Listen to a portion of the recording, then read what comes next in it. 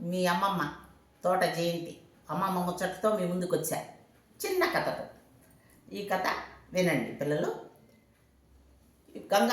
గంగా నదిలో అందరు వెళ్ళి మునకలేసి వాళ్ళ పాపాలన్నీ పోగొట్టుకొని అందరూ వెళ్ళిపోతున్నారు. వెళ్ళిపోతుంటే అక్కడే ఉన్న ఒక ఋషి గంగాదేవి దగ్గరికి వెళ్ళి, అమ్మ గంగాదేవి, ఇంతమంది పాపాలు నీవు భరిస్తున్నావు కదా తల్లి అని అడిగినాడు. అడిగితే గంగాదేవి వండుకొని, స్వామి నేనెక్కడ పాపాలు భరిస్తున్నాను, ఈ పాపాలన్నీ తీసుకెళ్ళి సముద్రంలో కలిపేస్తున్నాను అని చెప్పింది గంగాదేవి.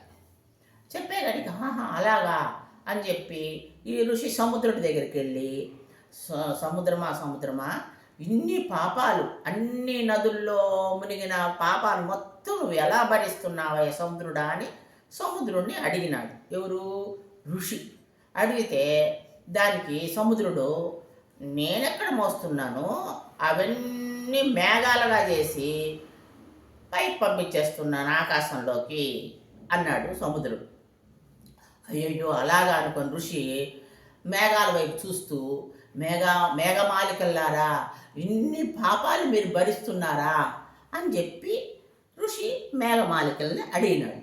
అడిగితే మేఘమాలికలు పక్కపక్క నవ్వి, మేమెక్కడ భరిస్తున్నాం ఆ పాపాలన్నీ, వర్షం రూపంలో మీపైనే కురిపిస్తున్నాం కదా అనిందంట.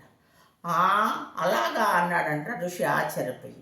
అప్పుడు అనుకున్నాడంట ఋషి, మనం ఎక్కడ మునిగినా మన కర్మలు మనతోనే ఉంటాయి, మనం బ్రతికినంత కాలం మన కర్మలు మనమే అనుభవించాలి అని ఋషి అనుకొని ఆయన దారిని ఆయన వెళ్ళిపోయినాడంట.